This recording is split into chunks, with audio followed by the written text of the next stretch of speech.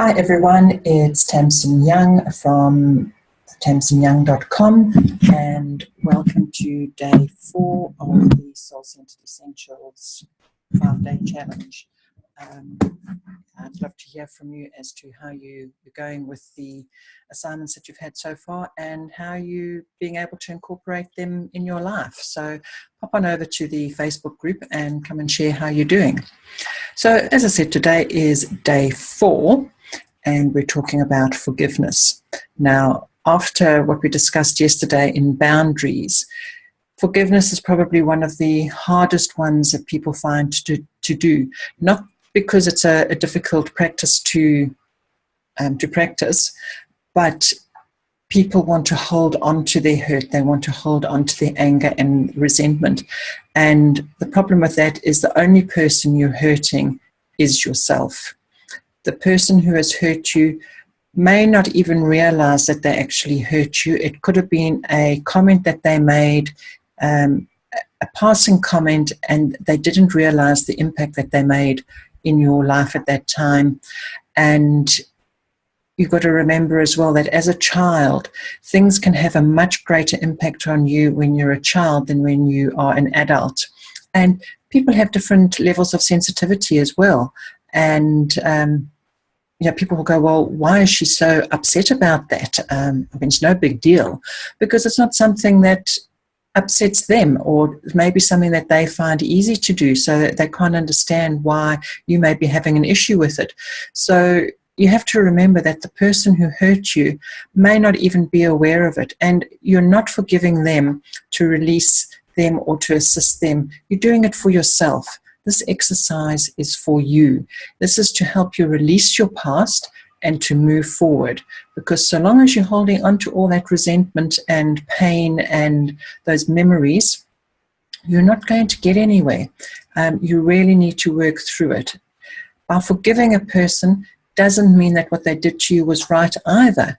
It means that you are forgiving them as a person, but not necessarily the action that they did. But you are willing to let it go, and you're willing to make new decisions, and you are willing to move forward. So if you are ready to move forward, then forgiveness is really something that you need to incorporate in your life. You will have a lot of things from your past that you will want to forgive, and even on a daily basis, things are going to come up that you're going to want to forgive as well. And just the more aware you can get of where you are and what's happening to you during the day, you can actually do these exercises as and when the events happen, or just after them, when you realize and you go, no, I don't want to keep that emotion in me. I am going to forgive this person, and I'm going to move on in my life. And you can save yourself a lot of trauma and a lot of guilt and anything else that goes with how you've been feeling by getting it out. The sooner the better. So I've got 2 techniques that you can use to practice for forgiveness. The first one is called the Ho'oponopono method, which is an ancient Hawaiian ritual. And it's very simple. For both of these techniques, you don't need the person to be involved in it. The person can be deceased. They can be living somewhere else. You don't even have to tell them that you're doing it. It's something that you do on your own. You don't have to wait for any special time. It doesn't have to be full moon or new moon or anything like that. You don't have to do anything special. You just have to carve out some time where you can be quiet at home and practice these practices.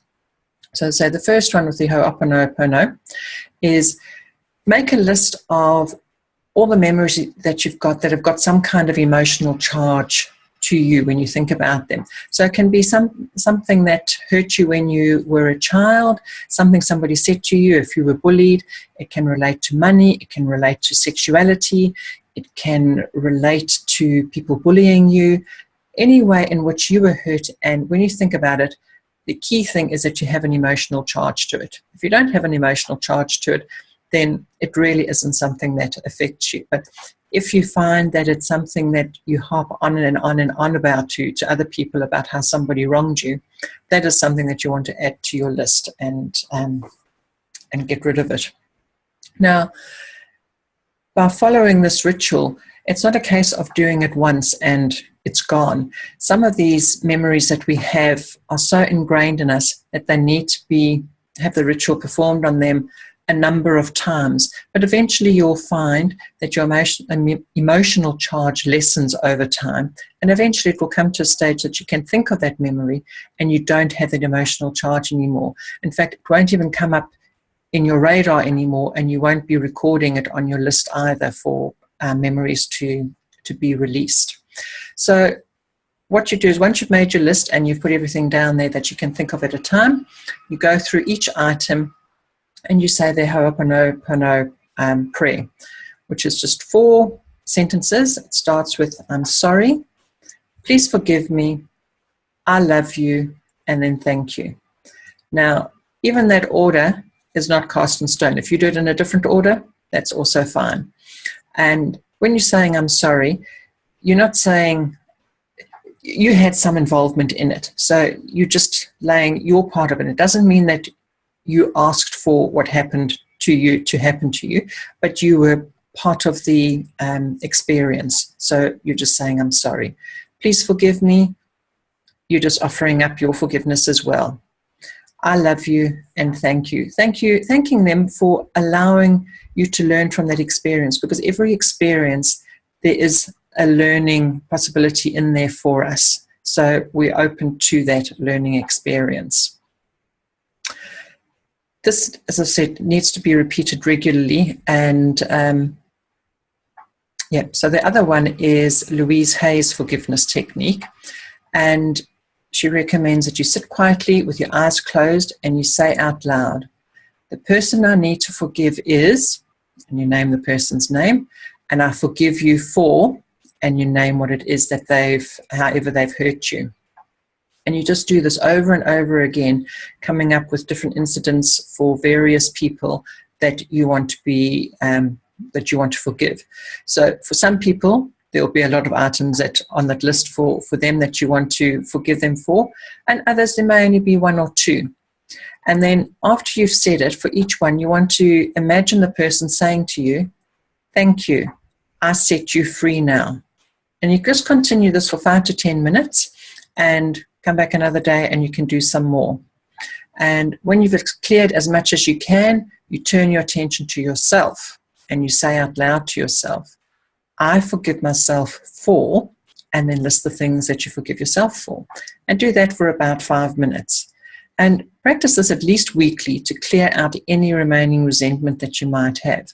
And some experiences are easier to let go of, and some have to be chipped away at slowly. As I mentioned with the Ho'oponopono prayer, some things will just slip from your mind easily, and others, we still want to hang on to them because sometimes they're part of our identity as well. So you want to be able to really release it.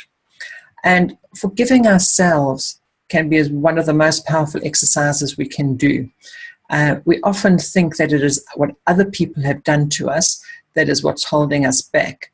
But more often than not, it's ourselves that we berate the most. So to forgive yourself is also one of the greatest gifts that you can give yourself. All those mistakes that you've made that you think have been the end of the world, forgive yourself. They're all part of your learning experience. There's no such thing really as failure.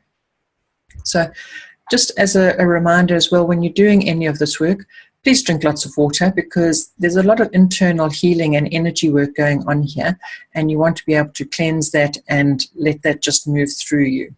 So that's it for day 4 on forgiveness. Please pop over to the Facebook group and share with us how you found this exercise, anything that you've wanted to release, anything that you want to talk about, any questions that you've got that you would like to ask about it, and we'd love to help you and see how we can support you. Thanks very much, and I'll see you tomorrow in day 5. Bye.